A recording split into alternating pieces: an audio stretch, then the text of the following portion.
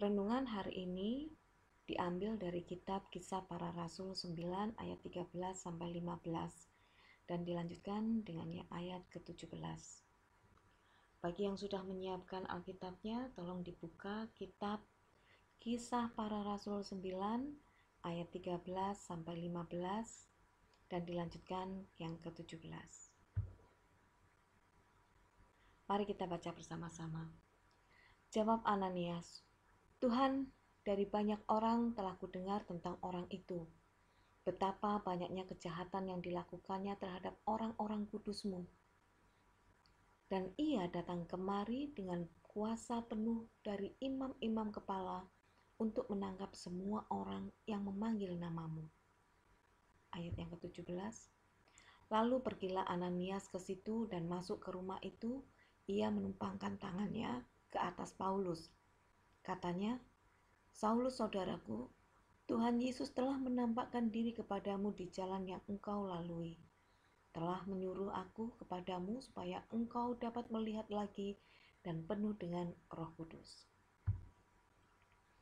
Renungan hari ini dengan judul Berdamai. Hati yang bersukacita adalah hati yang berdamai. Apa yang dimaksud dengan berdamai? Pasti kalian tahu apa yang dimaksud dengan damai. Berdamai artinya berhenti bermusuhan, berhenti menyimpan rasa marah, berhenti menyimpan dendam, berhenti menyimpan rasa takut, berhenti menyimpan rasa khawatir terhadap sesuatu di luar diri kita. Renungan hari ini kita belajar dari Ananias. Siapa Ananias ini? Ananias adalah salah satu pengikut Kristus yang setia. Dia berasal dari kota Damsyik. Suatu ketika Ananias mendapat penglihatan dari Tuhan bahwa dia harus menemui seseorang bernama Saulus. Ketika mendengar nama Saulus, hati Ananias merasa takut. Ada rasa khawatir dan keengganan untuk menemui Saulus. Di ayat yang ke-13 disebutkan, "Tuhan, dari banyak orang telah kudengar tentang orang itu, betapa banyaknya kejahatan yang dilakukan terhadap orang-orang kudus-Mu di Yerusalem." Adalah hal yang wajar bagi Ananias ketika menjawab perintah Tuhan dalam penglihatannya. Ananias tahu sebenarnya Saulus dan apa yang diperbuat Saulus terhadap orang Kristen di zaman itu. Rasa takut, gentar, khawatir, dan marah bercampur dalam hati Ananias terhadap perbuatan Saulus. Tapi Allah mengajarkan hal yang lain.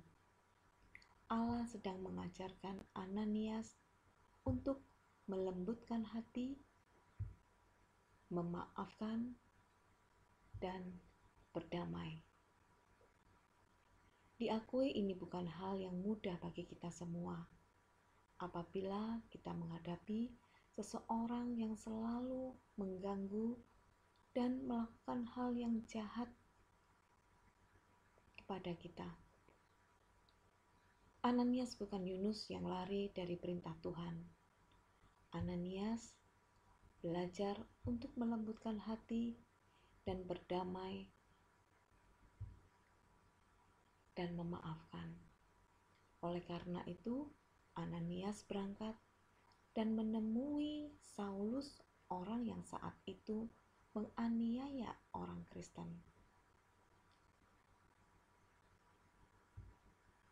Dengan menumpangkan tangannya.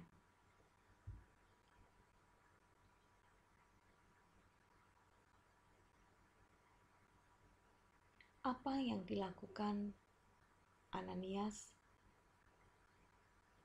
mengajarkan kepada kita semua bahwa hati yang bersukacita adalah hati yang berdamai dengan orang yang menjengkelkan sekalipun. Dan terbukti dengan berdamai, Ananias dapat membantu Saulus menemukan kasih sejati dalam Yesus Tuhan dan mengakuinya sebagai juru selamat. Tuhan Yesus memberkati.